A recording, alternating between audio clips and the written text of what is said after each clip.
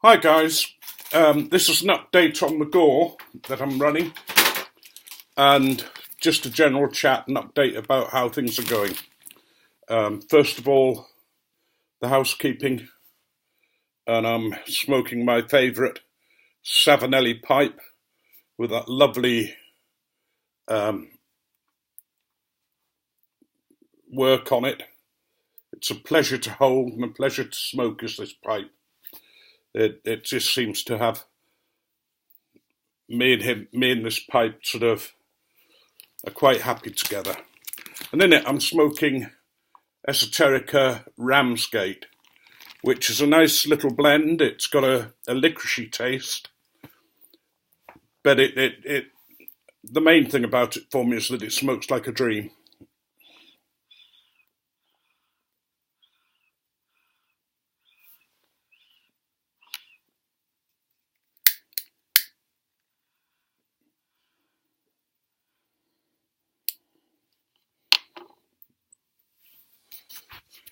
Now the GAW. I said that I would send some samples of a tobacco that you probably can't get in the States. It's called Bentley, named after the car.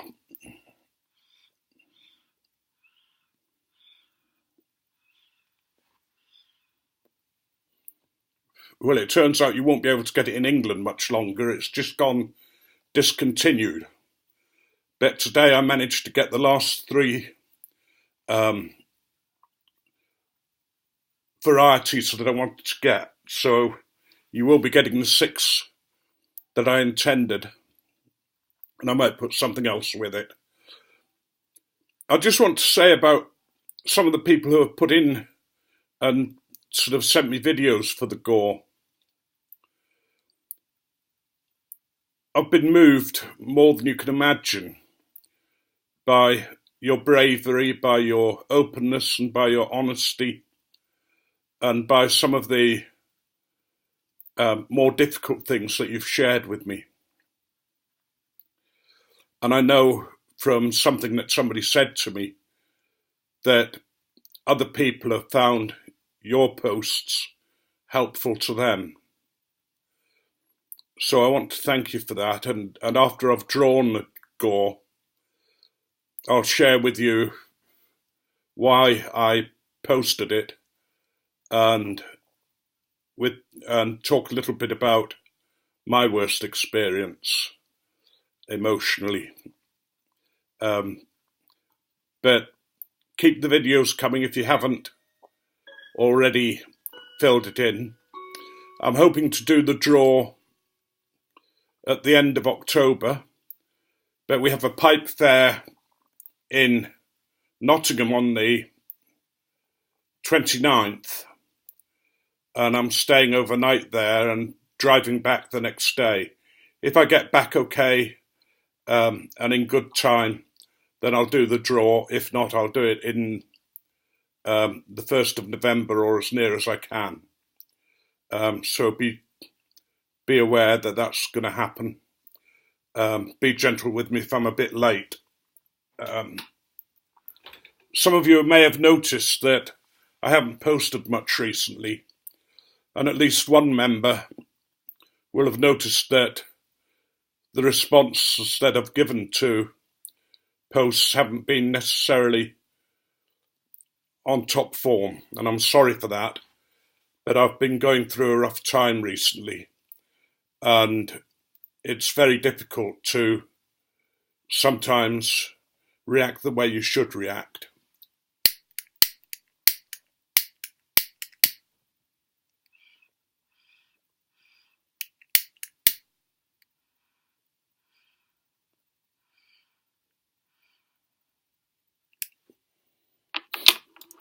And I want to mention to Babyface Huey that the answer that I gave him to when he said that I was a leader, that was sort of due to the way I was feeling. So I hope you understand that.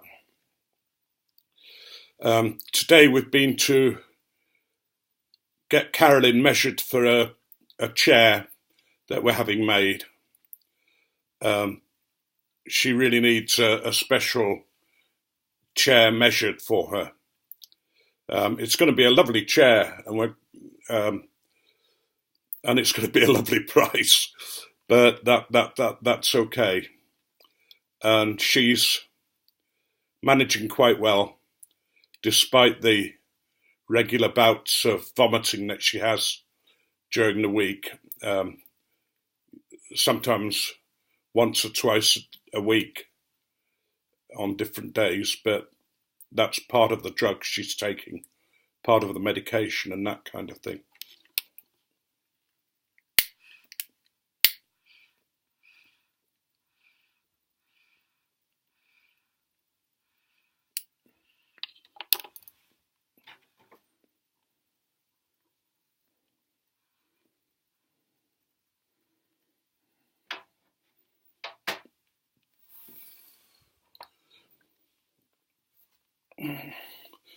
I'm going to buy a polisher quite soon, a rotary polisher and sander, so I can get on with some restoration work.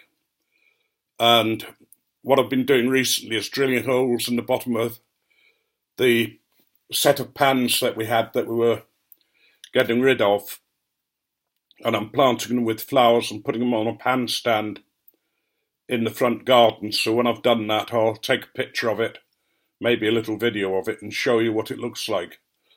It's certainly going to, I hope, look okay, but it might shock one or two of the neighbours to see the cooking pots and that with flowers growing out of them.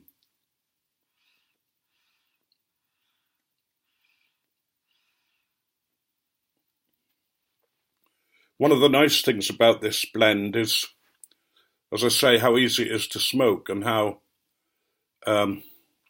much I enjoy it. I'm really enjoying my smoking these days. It's very rarely that I have trouble smoking, although I did yesterday. And when I had the cold, it was a bit difficult to smoke, but I kept on going with it.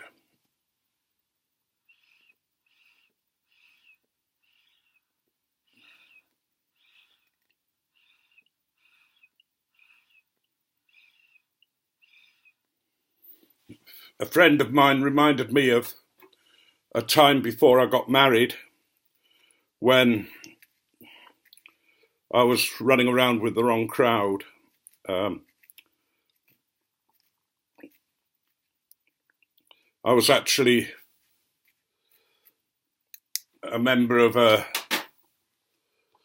gang, well, a gang's too strong a word, but a group who took drugs, not heavy drugs. I never took heroin or anything like that, but LSD and cannabis, that kind of thing. And on this particular day, I'd had quite a bad reaction to some psychedelic drugs.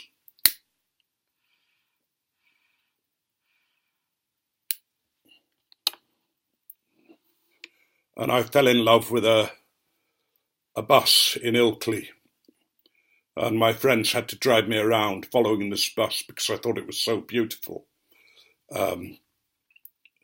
And gradually trying to talk me down so that we could go on to do what we intended doing. But as a part of that group, I had quite a lucky escape.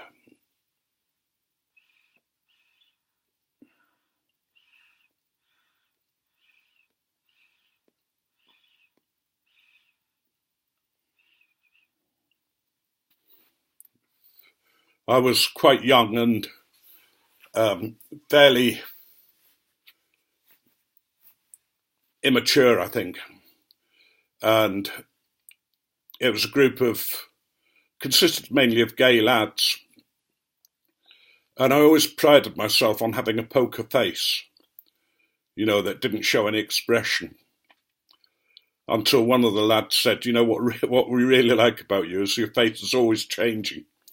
And when we're playing cards, you always give it away. You can't. Your face lights up when you have a good hand, and we know what's going on.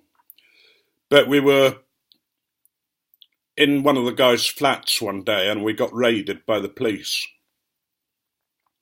which wasn't a very pleasant experience, and we were all carted off to the station. And Leeds police at that time had a very, very bad reputation. They kicked a tramp to death, had two of the officers, and drowned him in a river because he was making a nuisance of himself, and they wanted him out of the city. And it was sort of quite a corrupt force, I think, at that time. I'm glad to say that they changed. But we got sort of taken in, and there were about 12 of us or more, so some of us had to wait to be questioned. And in the end, I was sort of sat by myself on the bench, looking sort of worried and wondering what was going to happen to me. Would I be put in prison? Would I be taken to court or what? And the desk sergeant came across and sat with me and had a very stern talk to me, but then told me to bugger off and to go home. He said, "You really don't belong with these lot, and I haven't put you in the book."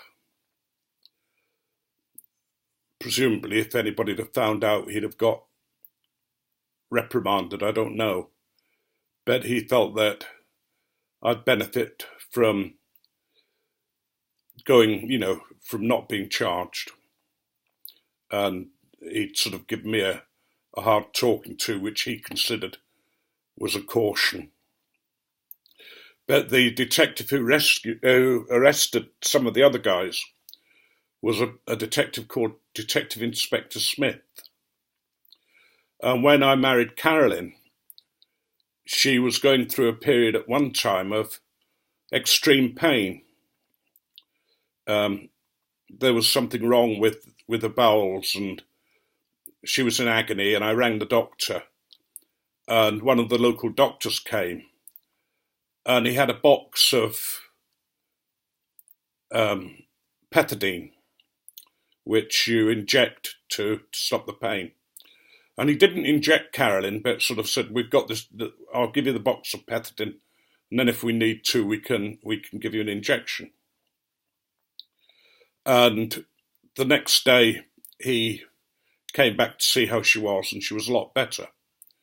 So he said, "Oh, well, I'll just take the box of pethidine with me." And we didn't think anything more of it, but it had been made out as a prescription to us. And what I should have done, apparently, is said, "No, I'll hand it in to the chemist." But we didn't. And then a few days later, my dad was looking after the children, babysitting. And Carolyn and I were out, and I came back home. And he said, "We've had a call. The police have been, Detective Inspector Smith." You can imagine what my tummy did. I nearly lost 6 stone in weight, and that wasn't just with sweat. And I sort of thought, "Oh God, he's come for me." But he hadn't. He'd come to talk to Carolyn, because what had happened is the doctor was addicted to pethidine, and he'd been using the drug to keep him going whilst he was working as a doctor. As it turned out, he received treatment and was able to continue to practice, and we were quite pleased about that because he was a good doctor. But it rather shook me because I recognised the inspector quite quickly, and I'm not sure he recognised me, although he did keep looking at me as if to sort of think, "Where have I seen him before?"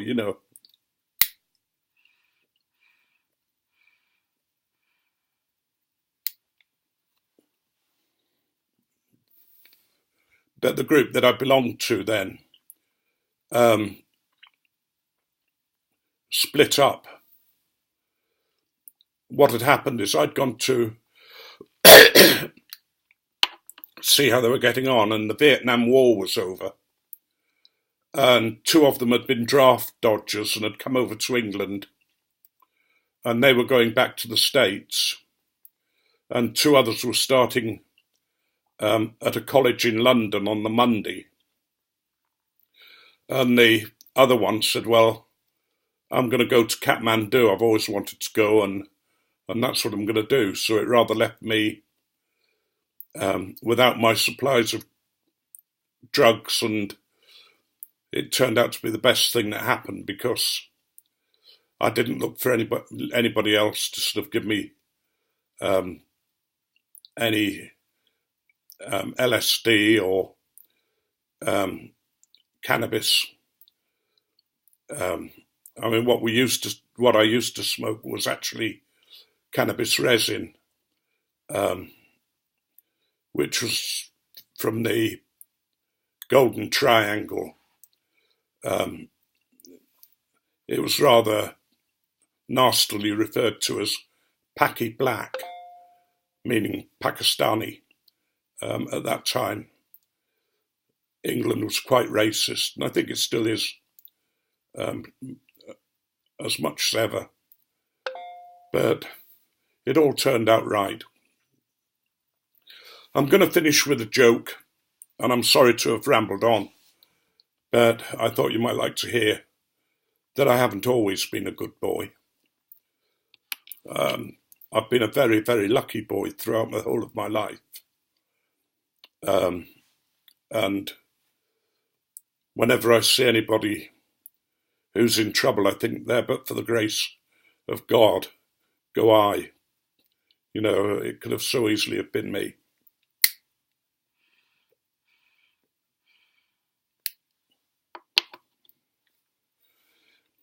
Anyway, there's this couple, and the woman's gone out for the night and the man sort of stayed at home. And she's been a bit sort of suspicious about him, wondering whether he's been as faithful as he should be, which in fact he had. But this night she comes home and she sort of comes in quietly because she doesn't want to disturb him. But she opens the bedroom door and sees two pairs of feet in the bed.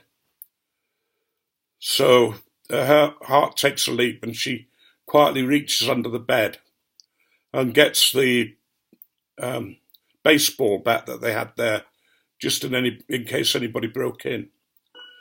And she brayed hell out of whoever was in the bed underneath the covers,